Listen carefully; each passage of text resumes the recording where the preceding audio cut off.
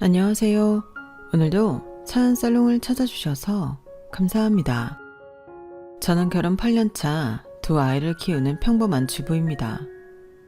결혼 전에는 출판사에서 일했지만 여러 가지 이유로 지금은 집에서 아이들을 돌보고 있어요. 사람들은 흔히 전업주부를 편하게 사는 사람들로 보지만 사실 하루하루가 전쟁 같답니다. 제가 결혼한 집안에는 참 모순적인 사람이 한 분 계시는데요. 밖에서 며느리를 자랑하느라 바쁘면서도 집에서는 다른 며느리를 하찮게 여기는 시어머니가 계세요. 한 명은 능력 있고 사회적으로 인정받는 며느리, 한 명은 가정에서 묵묵히 아이를 키우며 집안일을 돌보는 며느리예요. 당연히 저는 후자에 해당하는 사람이고요. 처음에는 시어머니가 저를 무시하는 게 억울하기도 하고 화가 났지만 어느 순간부터는 그냥 그러려니 넘기게 되더라고요. 그런데 말이에요. 살아보니 세상이 참 신기한 게 예상치 못한 곳에서 손을 내밀어주는 사람이 있더라고요. 한때 잠깐이나마 제가 질투했던 사람이 이렇게나 진심으로 제 편이 되어줄 줄은 미처 상상도 못했었거든요. 인생이라는 게 원래 예상치 못한 방향으로 흘러간다는 건 알았지만 최근 제가 겪은 일은 정말 인연이라는 게 뭔지 살아온 지난 인생을 다시 돌이켜볼 정도로 특별하게 느껴져서 이렇게 사연을 적게 되었어요. 완벽한 반격이라는 게 뭔지 제가 지금부터 들려드릴게요. 젊은 시절 저는 책과 이야기 속에서 살아가던 사람이었어요. 대학교를 졸업하고 출판사에서 처음 일하게 됐을 땐 정말 행복했어요. 제가 사랑하는 소설들을 더 많은 사람들에게 알리고 다듬고 작가들과 머리를 맞대고 고민하는 일이 즐거웠죠. 새벽까지 원고를 붙잡고 있을 때도 많았지만 이 일을 선택한 것에 후회는 없었어요. 그러다 남편을 만났어요. 책보다는 숫자를 더 좋아하는 사람이었고 이야기를 만드는 걸 좋아하는 저와 달리 남편은 현실적이고 분석을 좋아하는 사람이었지만 이상하게도 우린 잘 맞았고 그렇게 결혼을 했어요. 요즘 시대가 바뀌었다고는 하지만 제 주변 친구들은 다들 결혼하면서 직장을 그만두는 경우가 다반사였어요. 워낙 일하는 걸 좋아한다는 걸 남편도 아는 터라 어느 날은 걱정스럽게 묻더라고요.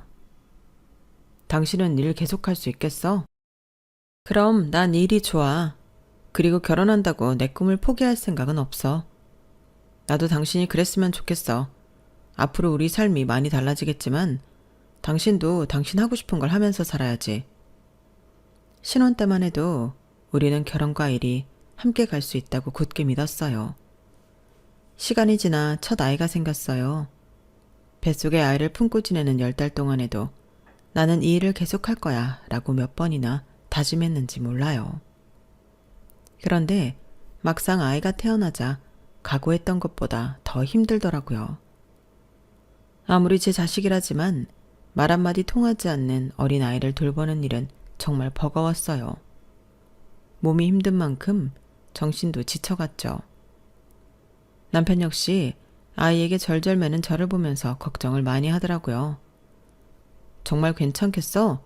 아이만 봐도 이렇게 힘들어하는데 나중에 육아하면서 일 병행하는 건 더 쉽지 않을 텐데. 그래도 감수해야지. 힘들 걸 모르고 결심한 일은 아니니까.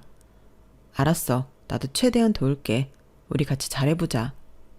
그렇게 합의하고 저는 육아휴직을 마친 후 다시 출판사로 복귀했어요.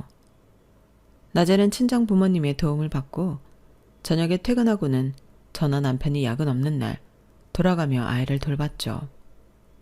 아이를 재우고 또 새벽까지 원고를 보고 다음날 아침 일찍 출근하느라 잠잘 시간도 부족해서 힘들었지만 그래도 매일매일 해내고 있다는 생각에 뿌듯했어요.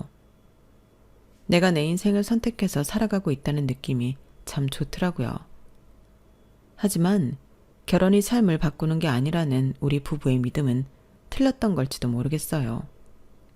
어느 날부터 우리의 결혼 생활에 또 다른 한 사람의 의견이 개입되기 시작했거든요. 그 사람은 다름 아닌 시어머니셨죠.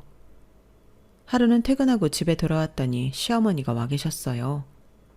먼저 퇴근한 남편과 거실에서 심각한 이야기를 나누고 있던 눈치였죠. 어머님, 연락도 없이 웬일이세요? 지연아, 이제 출판사 그만둬야지. 네? 갑자기 다짜고짜 무슨 말인가 싶더라고요. 애까지 낳았는데 이제 애한테 집중하는 게 맞지 않겠니? 뭐하러 바깥에서 고생을 사서 해? 어머님, 저 이 일 좋아해요. 결혼할 때도 남편이랑 계속 일하겠다고 약속했고요. 아니, 그때 네가 애를 안 낳았잖아. 애까지 낳았는데도 그게 말이 돼? 이제 너는 집에서 애만 봐야지. 엄마가 집을 지켜야 애가 잘 큰다니까. 아이는 저희 친정 부모님이 잘 봐주고 계세요. 부모 손에 크는 거랑 조부모 손에 크는 게 같아? 그리고 사돈도 연세가 있는데 언제까지 손주한테 묶여서 고생을 해야겠니? 너는 정말 부모 생각은 조금도 없구나. 친정 부모님 이야기가 나오니 말문이 턱 막혔어요. 사실 저도 퇴근하고 친정에 들러 아이를 픽업해 올 때마다 지쳐 보이는 엄마 아빠의 얼굴을 뵙는 게 내심 죄송스러웠거든요. 제가 벙쪄 있던 그 순간 남편이 말을 꺼냈어요. 엄마, 지연이가 일하는 거 나도 찬성했어. 우리끼리 잘 조율하면. 하지만 시어머니는 남편의 말을 끊어버렸어요.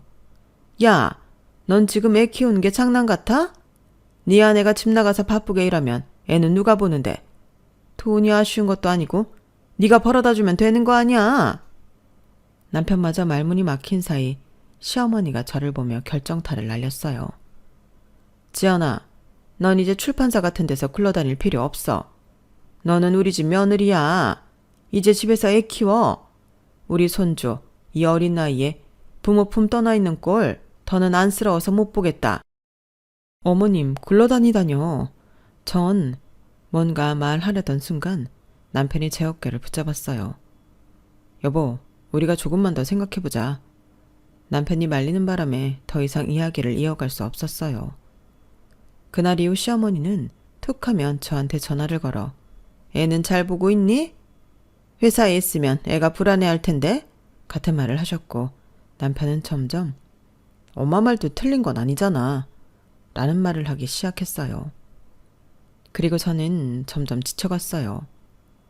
그러던 중 저희에게 둘째가 생겼어요. 둘째가 생기면서 다시 육아휴직을 쓰고 아이 둘을 집에서 돌보니 저마저도 생각이 달라지더라고요. 회사에 안 나가니 첫째가 유독 좋아하는 모습을 보여서 마음 한구석이 쓰라렸어요. 둘째의 육아휴직이 끝날 때쯤 같이 회사를 다니던 동료에게도 어떤 소식을 전해들었어요. 너 김 실장 기억하지? 너랑 실적 다투던 사람. 그 사람이 너 육아휴직 2번이나 쓰고 우리 힘들게 한다고 엄청 이간질하더라. 아, 정말? 사실인데 뭐. 내가 자리 오래 비우기는 했지. 아, 같은 여자들끼리 이런 것도 이해 안 해주면 어떡해? 억울하면 자기도 애 낳든가. 아니야, 나 때문에 다른 편집자들 가뜩이나 일 많은데 일이 더 늘었으니까. 나도 이해해. 겉으로는 괜찮다고 이해한다고 했지만 다른 팀원들한테 피해까지 주고 있다고 생각하니 견딜 수가 없더라고요. 그래서 결국 제 손으로 사직서를 냈어요. 그렇게 제 꿈을 내려놓았죠. 저만 미련 버리면 편해질 줄 알았거든요. 그런데 그렇지 않더라고요. 왜냐면 저는 그때부터 한심한 사람이 됐거든요. 전 사실 시어머니가 며느리에게 원하는 게 뭔지 정확히 알고 있다고 생각했어요. 결혼 전부터 여자는 집안일을 잘해야지. 애 낳고 나서는 엄마가 애를 키워야 정이 들지 하면서 결국에는 전업주부가 최고다 라고 믿는 사람이었으니까요. 그런데 언제부터인가 시어머니가 다른 말을 하기 시작했어요. 니네 그거 아니? 요즘은 며느리도 능력이 있어야 한대.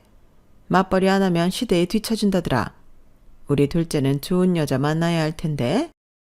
처음에는 그냥 하는 말인 줄 알았어요. 그런데 점점 이상한 움직임이 포착되기 시작하더라고요. 우리 집은 맏며느리가 전업주부니까 둘째 며느리는 좀 능력 있는 여자가 되면 좋겠어. 요즘은 남편만큼 능력 있는 여자가 대세래. 집안일만 잘하는 며느리보단 사회적으로 성공한 여자가 더 보기 좋다더라. 순간 내가 잘못 들었나 싶더라고요. 어머님, 언제는 여자가 밖에서 일하면 애가 불안정해진다면서요. 애 맡기고 돌아다니면 어미로고서 무책임하다고 말씀하신 건 어머님이 아니셨나요? 그거야 그렇지. 내 말은 단순히 일하는 여자가 아니라 능력 있는 여자면 괜찮다는 거야. 그 와중에도 하는 일에 급을 나누고 있는 꼴이 정말 질리더라고요. 어머님의 모순에 어이가 없으면서도 반박하고 싶은 생각조차 들지 않았어요. 어차피 어머님이 원하는 대로 며느리가 들어오는 것도 쉽진 않을 테니까요. 그렇게 시어머니의 좋은 며느리 찾기 프로젝트가 본격적으로 시작됐어요. 그 프로젝트에 가장 고통받은 건 당연히 도련님이었죠.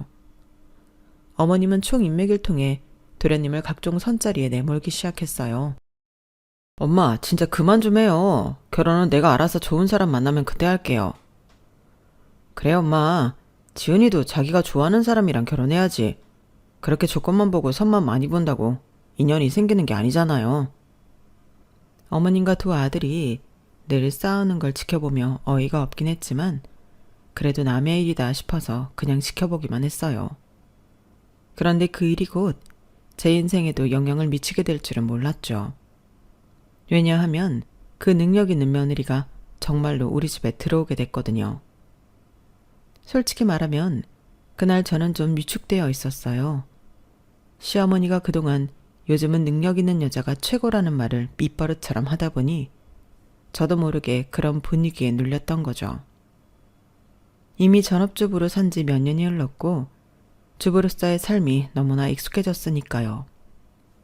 그런데 마침내 도련님이 변호사 여자친구를 데리고 온다고 했고 시어머니는 신이 나서 날아다니셨죠. 아우, 변호사라니.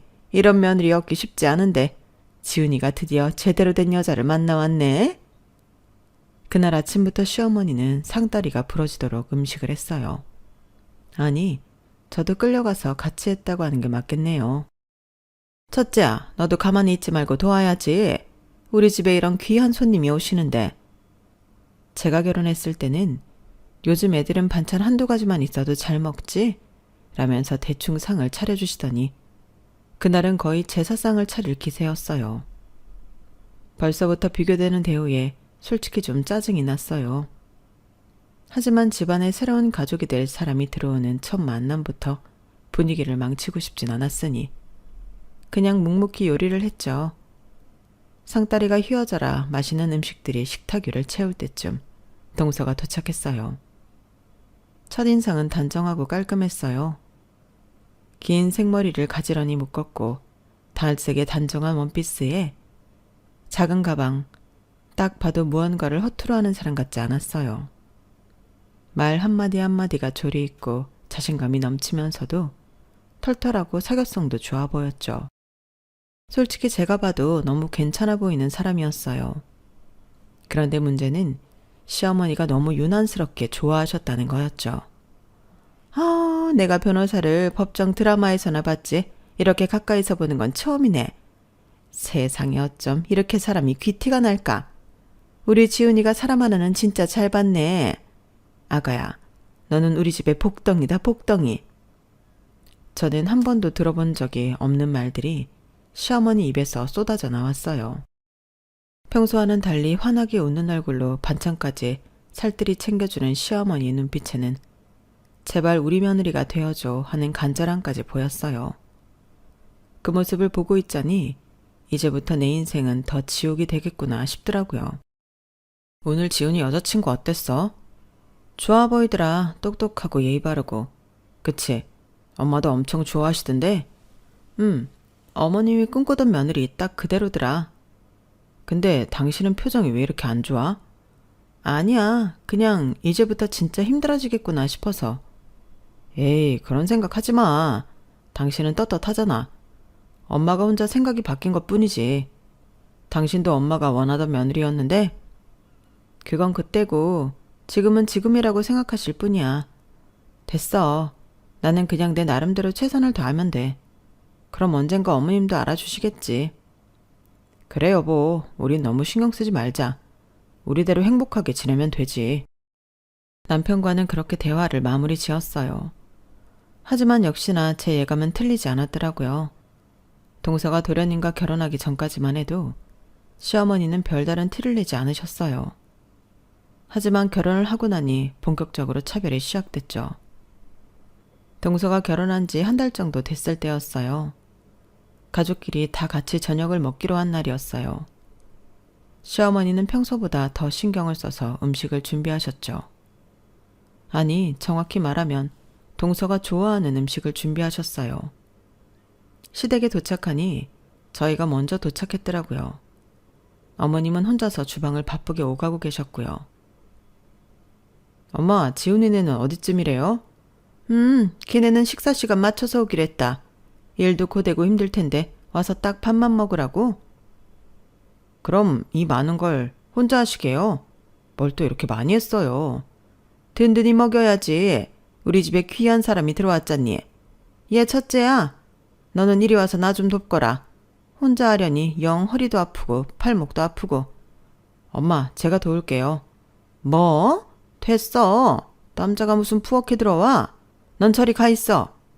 둘째 며느리도 꽤나 엄격한 집안에서 큰 모양이던데 내가 부엌에서 일을 돕고 있는 걸 보면 뭐라고 생각하겠니? 네 아버지 옆에 가서 앉아 있어라. 넌 이리 들어오고. 어머님, 어머님한테나 귀한 손님이지 저한테는 그냥 동서일 뿐인데요. 어머님이 동서 대접하고 싶으신 거면 어머님 혼자 하시는 게 맞죠. 저희는 일찍 불러놓고 동서네만 밥 시간 맞춰서 부르는 건 너무 의도가 뻔해서 불쾌한데요. 여보, 그러지 마. 내가 같이 할게. 그럼 되잖아. 엄마, 제가 봐도 이건 좀 너무하세요. 재수 씨만 일하는 거 아니잖아요. 그리고 이 사람은 애초에 엄마가 집안이라는 며느리 원해서 그랬던 건데 그렇게 차별하는 게 어딨어요? 얘는 내가 무슨 차별을 했다고 그래? 그리고 요즘 젊은 애들이 뭐 내가 하라고 하면 하란 대로 하니? 그냥 본인이 힘들어서 일 갖는 걸 왜 내 핑계를 대? 애초에 어디 내세울 데도 없는 직업이니 그리 쉽게 포기가 된 거지. 변호사면 포기했겠어? 엄마, 됐어. 하기 싫으면 관둬. 늙은 엄마 혼자 고생하는데 지 마누라 편든다고 엄마한테 이렇게 빠락빠락 대들어? 내가 밥상 차리다 손목이 부러지든 말든 그럼 신경 끄고 니넨 가버리든가 해. 네, 어머님. 그럼 오늘은 저도 손님처럼 밥 시간에 맞춰서 다시 올게요. 저희가 실수한 것 같네요. 괜히 도련님네보다 일찍 와서는. 뭐야? 너 정말로 가는 거야? 어디 가? 시어머니 밥하는데 며느리가 쏙 빠지는 법이 어딨어? 그러게요. 저도 그런 법은 없는 줄 알았는데 어머님께서 손수 만들어주셔서요. 감사합니다, 어머님. 저는 그대로 시댁을 빠져나왔고 남편이 급하게 저를 따라 나왔어요. 여보, 아무리 그래도 그렇게 나오는 게 어딨어. 그럼 지금 나보고 귀한 동서 먹을 음식 같이 차리고 있으라는 거야? 아니, 그런 게 아니잖아. 내가 충분히 중간에서 편 들어주고 있었는데 그렇게 나가버리면 어떡해. 어머님한테 밀리기만 하던데 편은 무슨 편을 들어줬다는 거야. 그대로 있다간 어떻게든 저도 폭발할 지경이었죠. 나한테 끝까지 음식 시키실 기세던데 당신이 끝까지 어머님 말릴 수 있겠냐고. 남편은 잠시 아무 말이 없더니 제 어깨를 토닥여줬어요. 당신 말도 맞아. 오늘 일은 내가 잘 설명해 볼게. 그렇게 남편과 저는 시댁 근처에 있는 동네 카페에 함께 있다가 동서네가 도착할 즈음에 맞춰 다시 시댁에 들어갔어요. 어머님은 절 보는 척도 안 하셨고 동서에게만 상냥하게 대해주시더군요. 우리 둘째 며느리가 고기 김치찜을 그렇게 좋아한다면서 내가 고기 듬뿍 넣어서 김치찜에 한우구이까지 했다. 오는 길 힘들었을 텐데 얼른 한술 떠. 어머님, 혼자서 이 많은 음식을 다 하신 거예요? 힘드셨겠어요. 저희는 외출해서 먹는 줄 알았는데. 외식도 좋지만 이렇게 한 번씩 집밥을 먹어줘야 해. 뭐니 해도 집에서 손수 지어 먹는 집밥만한 게 없어. 우리 둘째 며느리도 일하느라 바쁜데 남편 밥도 차려주라. 남이 지어준 밥 먹어본 적이 없을 거 아니야. 어머, 어머님. 죄송하지만 제가 평소에 밥할 시간이 전혀 없어서요. 평일에는 점심도 그렇고 저녁도 남편이랑 각자 먹어요. 아, 그래? 뭐 쉬는 날이라도 남편 상 차려주면 그걸로 됐지. 쉬는 날에도 기력이 없어서 요리까지는 못해요. 보통은 배달시켜 먹거나 앞에 백반집 가서 사 먹어요. 동서의 솔직 담백한 말에 순간 제가 다 긴장이 되더라고요. 왜 일한다고 집에서 남편 밥상을 안 차리려고 하냐면서 별말을 다 들었거든요. 어머님은 순간 살짝 표정이 싸늘해지셨다가 언제 그랬냐는 듯 다시 돌아오시더군요. 뭐 그렇지?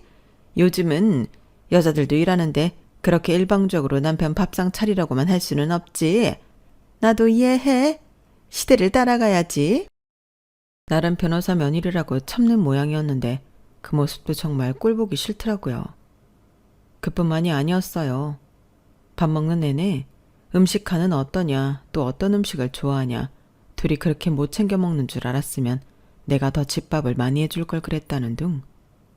저는 단 한 번 인사치레로라도 어머님께 들어본 적 없었던 말들을 동서에게 쏟아내더군요. 그날 먹었던 음식은 저도 좋아하는 메뉴였지만 어머님께서 식사 전부터 식사 도중까지 끊임없이 마음을 불편하게 하시는 바람에 맛조차 느껴지진 않았어요. 게다가 식사 후에는 보란듯이 저를 갈구시더군요. 어머님, 너무 고생하셨으니 설거지는 저희가 할게요. 동서가 식사를 마치고 그렇게 말하는데 살짝 당황스럽더라고요. 보통은 제가 할게요 라고 하는 게 맞으니까요. 아무런 상의도 양해도 구하지 않고 대뜸 저까지 껴서 설거지를 하겠다는 말이 기분이 좋진 않았어요. 그런데 어머님은 거기서 한술 더 뜨셨죠. 어머, 무슨 소리야. 우리 집 설거지 담당은 첫째 며느리인데. 네? 설거지 담당이 따로 있어요? 그래. 네가 아직 시집 온 지 얼마 안 돼서 잘 모르나 본데 설거지는 늘 우리 첫째 며느리가 담당해줬어. 그러니까 신경 쓰지 말고 이리 와서 차나 한잔 하자. 그럼 다과상은 제가 차릴게요. 감사합니다, 형님. 그렇게 말하고는 후다닥 다과상을 차리는 동서의 모습이 어찌나 얄밉던지요. 같은 여자들끼리 같은 며느리들끼리 심정을 헤아려주지는 못할 망정 자신에게 돌아오는 특권을 너무 아무런 의문 없이 당연히 받아들이는 거 아닌가 복잡한 생각이 들더라고요. 음식 차리는 것도 거부했는데 식구들 다 모인 자리에서 꼬치꼬치 묻고 따지기도 애매해서 설거지는 군말 없이 했어요.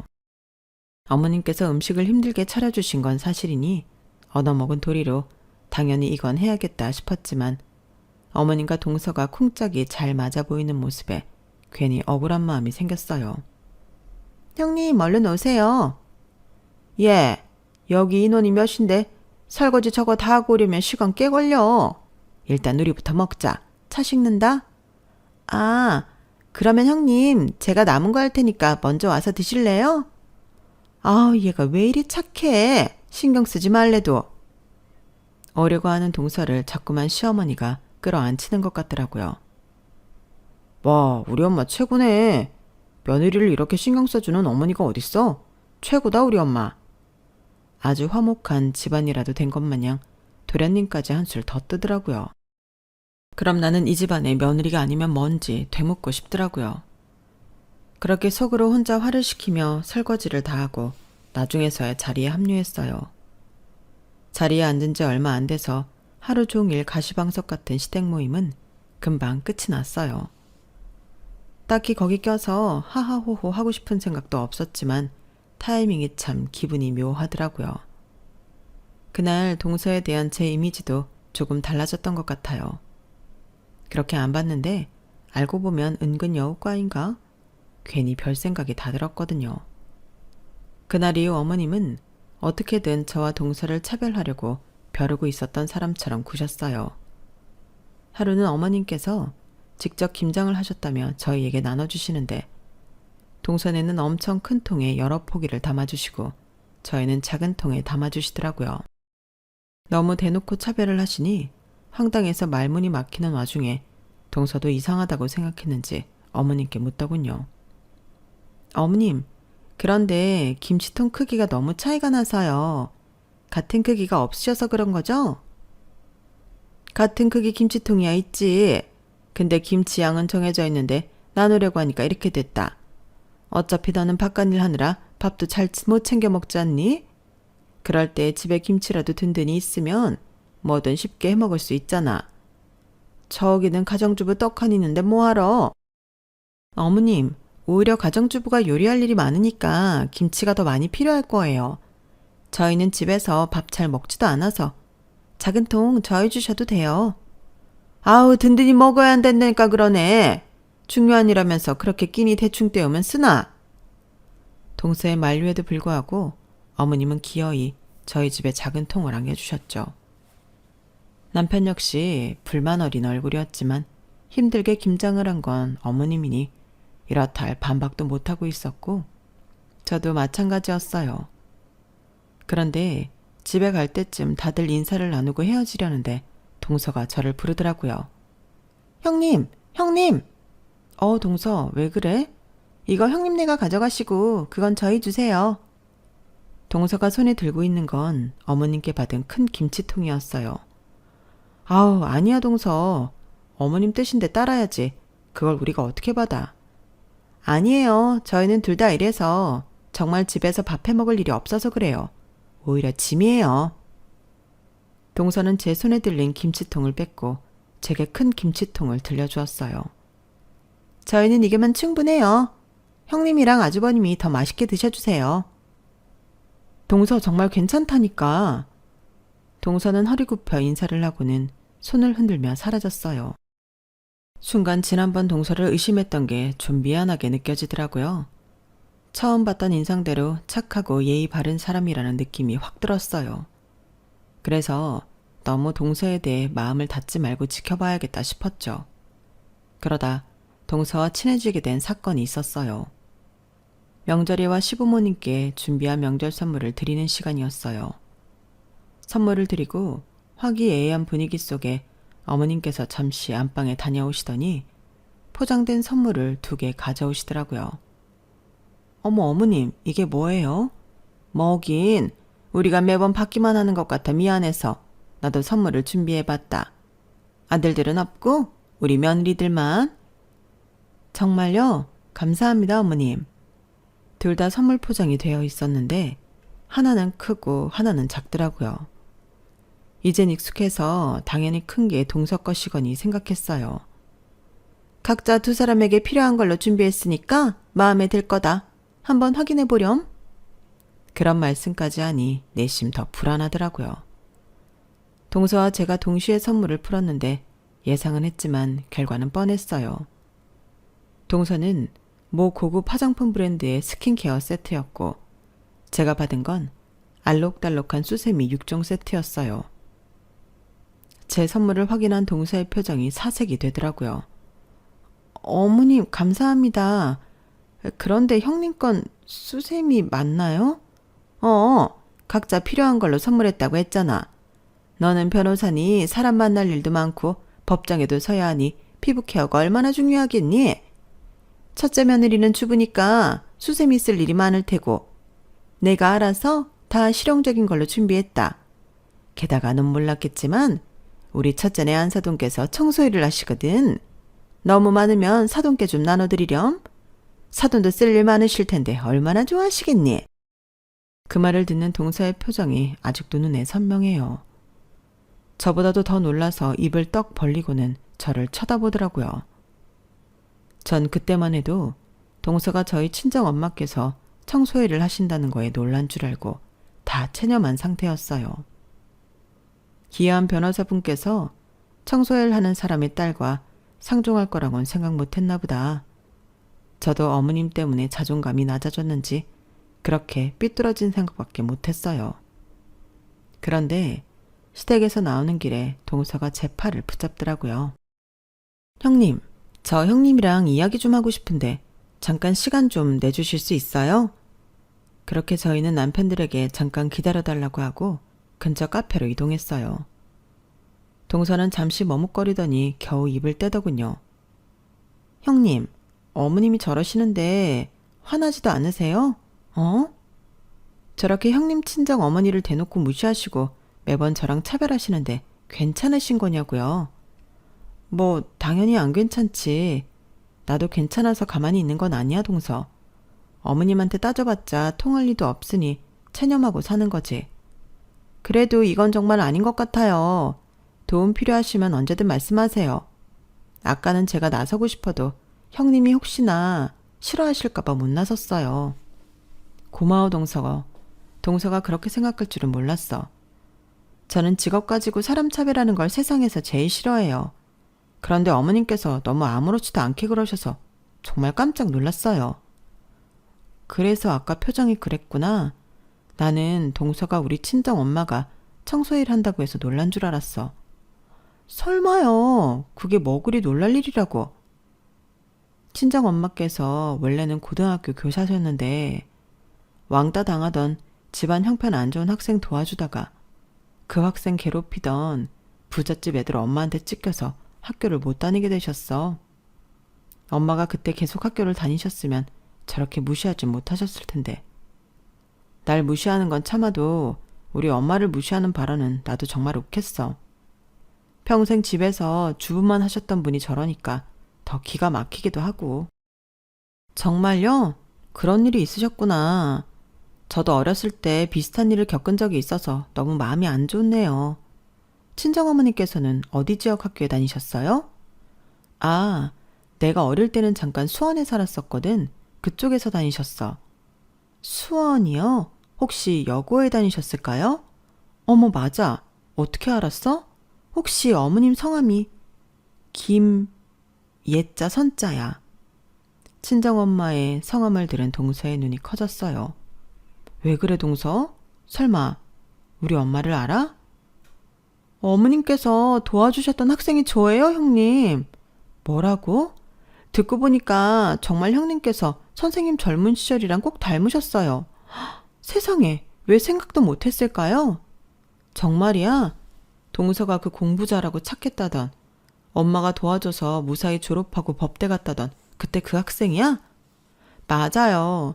저 때문에 선생님께서 몇 년 못 가서 학교를 관두셨다는 소식을 듣고 죄책감에 선생님을 엄청 찾아다녔어요. 그런데 아무도 소식을 아는 사람이 없더라고요. 형님, 지금 친정은 서울이라고 하셨죠? 이게 무슨 일이니? 인연이 어떻게 이래? 너무 신기하다. 우리 엄마랑 통화 한번 할래? 정말요? 저 너무 떨려요. 저는 엄마께 전화를 걸었어요. 엄마, 제가 지금 누굴 만났는지 아세요? 엄마 예전에 도와줬던 그 똑똑한 학생이랑 같이 있어요. 어? 얘가 갑자기 무슨 소리니? 네가 그 애를 어떻게 알고? 받아봐, 동서. 예선 선생님, 저 하영이에요. 뭐? 하영이? 내가 아는 그 이하영이 맞니? 네, 선생님. 제가 선생님 얼마나 찾아다녔는지 몰라요. 이렇게 가까이에 계실 줄이야. 엄마의 목소리를 들은 동서가 눈물을 글썽였고 핸드폰 너머로 들리는 엄마의 목소리도 떨리더라고요. 선생님, 저 곧 있으면 로펌에서 독립해서 따로 사무실 차려요. 개업식에 꼭 와주셨으면 좋겠어요. 오랜만에 같이 시간도 보내고 싶고요. 그래, 그러자. 나도 정말 보고 싶구나. 저도요. 그럼 형님 통해서 또 연락드릴게요. 곧 뵐게요. 그렇게 두 사람의 감동적인 재회가 끝났고 동서와 저는 그때부터 더 서로에게 친밀감을 느끼며 친해지기 시작했어요. 형님, 더 이상 참지 마세요. 형님께서 선생님의 따님이셨다는 걸 안 이상 형님은 저한테 단순한 형님이 아니라 정말 친자매 같은 존재세요.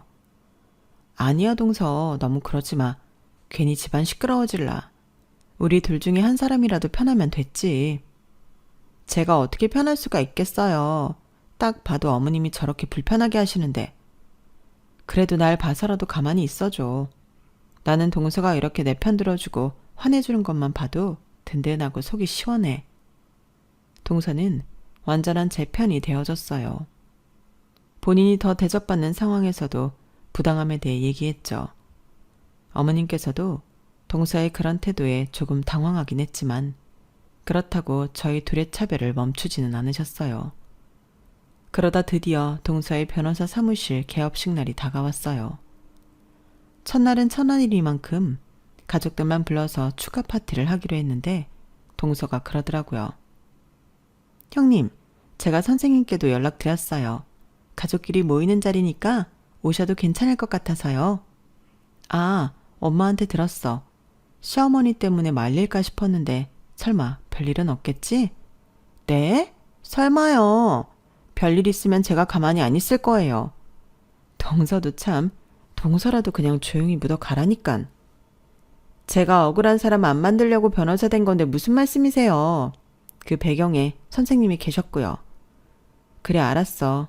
오늘은 동서의 날이니까 동서 좋을 대로 해. 나는 말만이라도 너무 고맙다. 그렇게 개업식에 시댁 식구들이 전부 모였어요. 꽃다발과 함께 각자 가져온 선물을 동서에게 전달했고 시어머니는 사무실을 보고는 눈이 휘둥그레지며 흥분하셨죠. 세상에 너무 근사하다. 너무 좋다. 너무 축하해 우리 며느리. 감사합니다 어머님. 화기애애하게 이야기를 하고 있는데 친정엄마께서 조금 늦으시는 것 같더라고요. 그래서 엄마께 전화를 하려던 순간 사무실 문이 조심스럽게 열리면서 엄마께서 들어오셨어요. 어머, 사부인. 사부인께서 여긴 어쩐 일로? 전 똑똑히 봤어요. 그 순간 딱딱하게 굳는 시어머니 눈빛을요. 아, 그게 세상에 설마 이 건물 청소하세요? 어머나, 어떻게 인연이 이렇게 되나? 네? 둘째야, 내가 전에 말했지? 여기 우리 첫째네 친정어머니가 청소부시라고. 근데 여긴 입주 청소 다 하고 들어와서 청소할 땐 딱히 없는데? 화장실 청소라도 하러 오신 거예요? 아, 좋은 날인데 그러지 마시고 이리 오세요. 화장실 청소 같은 건 나중에 하고 오신 김에 우리 둘째 며느리 변호사 개업식 같이 축하나 하시죠? 항상 제 앞에서나 저희 친정을 은근히 무시하는 발언을 했지 친정엄마 앞에서 그렇게 대놓고 무시한 건 처음이라 너무 당황스러워서 말문이 막혔어요. 그건 저희 엄마도 마찬가지였고요. 시어머님이 엄마의 팔을 하대하듯 마구 잡아끄니 엄마께서도 완전히 얼어붙으셨죠. 보다 못한 남편이 말리려고 나섰던 순간이었어요. 엄마, 지금 뭐 하시는 거예요? 그러자 동서가 친정엄마의 팔을 잡아 끌던 시어머님의 팔목을 강한 힘으로 낚아채고는 엄마에게서 떼어냈어요. 힘을 세게 준 모양인지 시어머니께서 동서에게 잡힌 팔목을 부여잡으시더라고요. 어머나, 죄송해요 어머님. 제가 이렇게 사람 함부로 대하는 꼴은 못 봐서요. 그것도 제가 이 자리에 있게 해준 제 은사님한테 함부로 하는 꼴은 더더욱 못 보겠고요. 뭐라고? 은사님이라니 대체 그게 무슨 소리냐? 청소부가 무슨 은사? 그 말을 듣는 순간 동서의 얼굴이 차갑게 굳었어요. 이분은 제가 고등학교 때 유일하게 절 보호해준 선생님이에요. 공부 잘한다는 이유로 부잣집 애들한테 왕따 당하던 저를 위해 끝까지 싸워주셨고 장학금도 받을 수 있도록 도와주셨어요. 이분이 없었으면 저는 법대도 못 갔을 거고 지금 이 자리에도 없었을 거예요. 어서 사과하세요. 시어머니의 얼굴이 서서히 굳어지더라고요. 그렇게 허구한 날 자랑하고 다니던 변호사 며느리를 만든 사람이 지금 자기가 무시한 청소부 사부인이라는 사실을 깨달았으니까요. 하지만 당황하던 표정은 어디로 가고 곧바로 코웃음을 치더라고요. 내가 잘못한 게 뭐가 있다고 사과를 해. 너를 도와준 건 참 멋진 일이지만 지금 청소부라는 건 다를 바가 없잖아? 어머님은 직업만으로 제 은사님을 모욕하셨어요. 선생님이 이렇게 되신 건 저 때문이라고요. 어머님이 진심으로 사과하지 않으시는 한 전 앞으로 절대 시댁을 모시지 않을 거예요. 뭐라고? 어머님은 기가 막혀 했지만 그때만 해도 설마 동서가 정말로 그 말을 실행에 옮길 줄은 모르셨던 것 같아요. 하지만 그날 이후 동서는 시댁과의 모든 연락을 끊었어요. 연락이 되는 유일한 사람은 저였죠. 형님, 우리 같이 시댁 보이콧해요. 우리가 필요할 때만 며느리 취급하는 집에 뭐 타러 가요? 어머님이 저한테 잘해주신다고 해도 그저 변호사라는 트로피 며느리가 필요할 뿐이에요. 그래, 그러자. 나도 정말 지긋지긋하다. 솔직히 우리 엄마까지 건드는 건 나도 참을 수 없어. 우리 엄마를 찾아와서 무릎 꿇고 사과할 때까지 난 어머님 볼 생각 없어. 그리고 몇 개월 후 시어머니는 동네에서 이런 소문을 듣기 시작했죠. 그 집 변호사 며느리 이젠 안 찾아온다던데? 며느리들한테 무슨 짓을 했길래 둘 다 등을 돌린 거야? 어머님은 처음에 콧방귀를 끼셨지만 시간이 지나면서 점점 현실을 깨달으셨어요. 나이가 들고 몸이 약해지면서 아들과 며느리들이 점점 더 필요해지는 순간들이 오신 거죠. 결국 어느 날 어머님께서 저를 직접 찾아오셨어요. 첫째야, 내가 그동안 미안했다. 너한테도 너희 엄마한테도 너무한 줄 알면서도 그랬다. 저한테 사과하신다고 될 일이 아니세요. 저랑 동서가 보는 앞에서 저희 엄마께 진심으로 사과해 주세요. 그래, 크르마. 어머님께서는 약속대로 친정 엄마께 연락해 나를 잡으셨고 정말 뉘우치는 얼굴로 미안해 하시더군요. 친정 엄마 역시 마음이 좋지만은 않으셨는지 안쓰러운 얼굴로 연신 사과하는 시어머니의 어깨를 토닥여 주셨어요. 그날 이후로 시어머니는 더 이상 두 며느리들에게 간섭하지도 차별하지도 않고 저희를 매번 감사한 마음으로 대해주셨어요. 형님, 아이들도 어느 정도 컸으니 형님도 이제 형님 인생 사셔야죠. 나도 그러고 싶긴 한데 앞으로 뭘 해야 할지 모르겠어. 형님도 선생님을 해보시는 건 어떠세요? 독서 논술교사 자격증을 따서 아이들을 가르쳐보면 좋을 것 같은데? 선생님이 저에게 그랬던 것처럼 형님도 선생님의 딸이니 누군가에게 분명히 좋은 선생님이 되실 거예요. 동서 덕분에 용기를 얻은 저는 열심히 공부해서 자격증을 땄고 아이들을 가르치는 일을 시작했어요. 다시 일을 하니까 예전보다 정신적으로도 경제적으로도 여유가 생겼죠. 당신이 다시 일하니까 덜 활기차 보이네. 이렇게 좋아 보일 걸 알았으면 그때 관두지 말라고 할 걸. 누릴 거 다 누려놓고 이제 와서 그런 얘기하면 뭐해? 이제 나도 다시 일 시작했으니까 집안일과 육아는 반반 나눠야겠지?